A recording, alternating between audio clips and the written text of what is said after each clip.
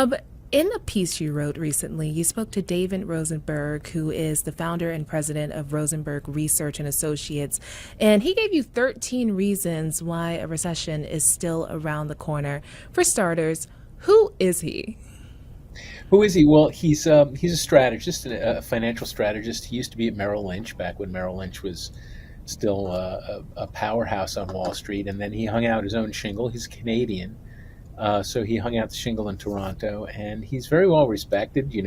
He's got he's everywhere on the internet. I talked to some other people too. There's not a lot of people that are saying that we might. Well, he says we will have a recession.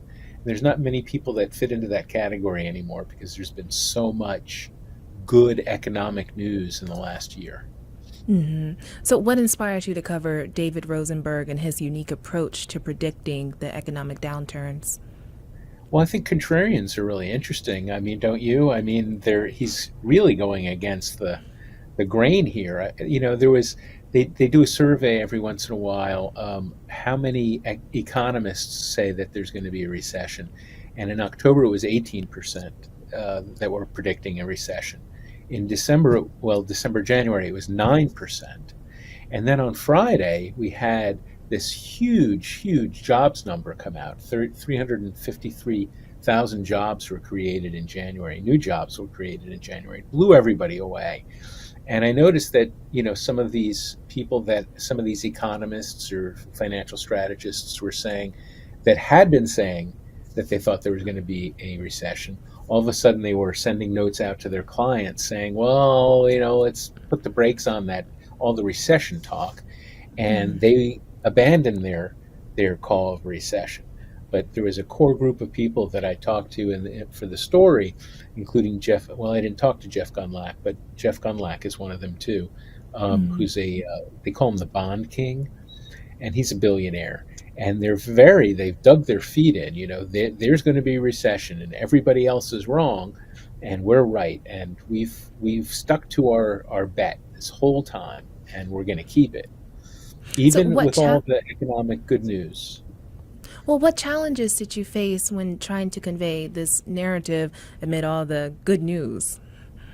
Well, I don't, Rosemary, I don't have a problem reporting on bad news. I mean, I do it. It's kind of something I do, I put it on my resume. The reports on bad news.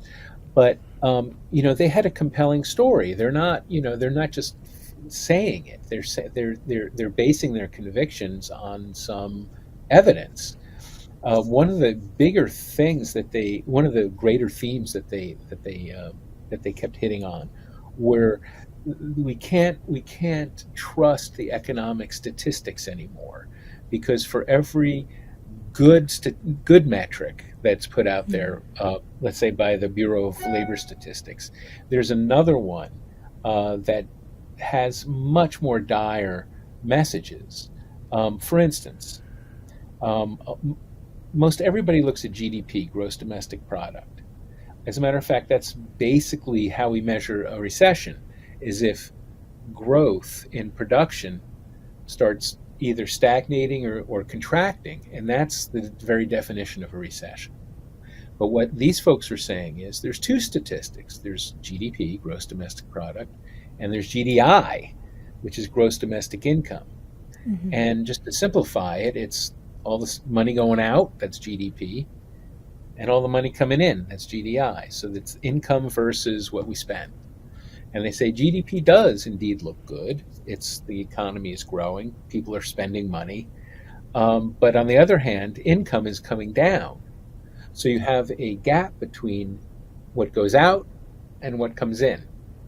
And just like any individual or company, you don't want more going out than you have coming in. It's a pretty simple concept, right? You don't want to spend more money than you make.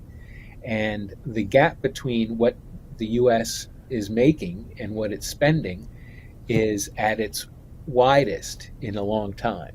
And they said that was an indication that things weren't quite as good as everybody